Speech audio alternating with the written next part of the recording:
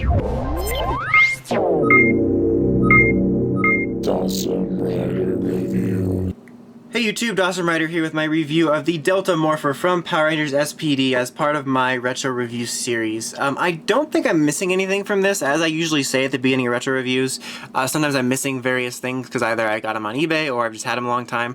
There may have been a holster, I don't think so though, so I think I have everything that came with this. You know, it might have been a small little badge, not sure. But anyway, this is the main morpher used by the Core 5 SPD Rangers. In this series, and there is some differences from the way it appears in the show / the Japanese version. Look-wise, I still think it looks pretty good. All the colors are right. Obviously, it's very basic. It's pretty hard to mess up. You have the actual sort of police light effects going on here for the lights. They're not solid pieces, so it looks nice. And quality-wise, it does feel good. The plastic doesn't feel cheap. It's not as large as it is in the show or as the license from Deca Ranger is, but still I think it feels pretty decent in your hand, and like I said, I appreciate that it doesn't feel cheap or anything, so I still think it's a pretty solid looking morpher. On here you can slide on the back. Here is like a little clip for your belt. It can slide on and off, so there's that.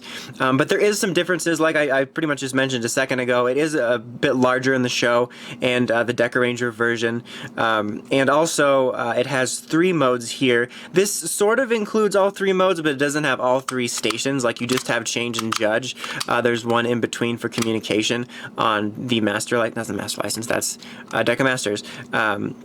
But yeah, there's a different mode on the Japanese version, which is included as a separate slide as opposed to sort of merging them. So that's a thing which I feel like nowadays, if that would happen, would make the fandom blow up even more than they did back then.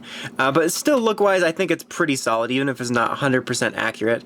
There's an on-off switch here, which is pretty hard to miss. The on-off, you know, words are really large on here, which is actually kind of annoying. So turn it on, and no activation sounds, but you press the button up here when you have it in change mode and you'll get the morph noises. And if you could see, the lights up here were flashing for the morph sequence. And in here you have the SPD police badge logo, which is a little dog, and it says police, and it's kind of a chrome finish.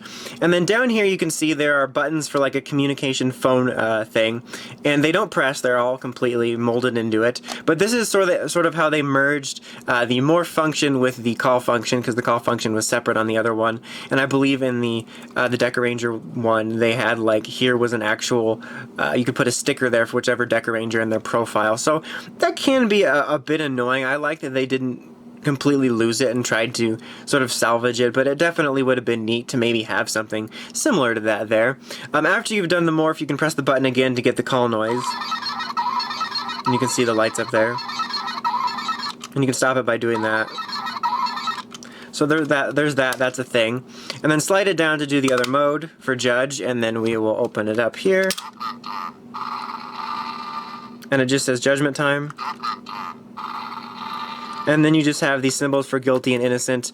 The Japanese version did have that was brilliant noises, but it was like an actual judgment. Like it would tick for a little bit and then it would render guilty or innocent. So that also would have been neat.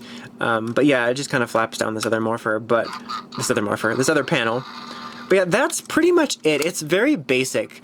Overall, this morpher I think is pretty solid. It definitely misses some of the functionality of the Japanese changer, and it also misses some of the functionality from the show. Don't you know? That was weird. I don't know why I just randomly slip into crappy accents. Anyway, but yeah, definitely misses some of the functionality that you might expect if you are familiar with the Japanese version or even the show. But I still don't think it's a bad morpher. We've certainly seen worse, like the Samurai morpher and stuff like that.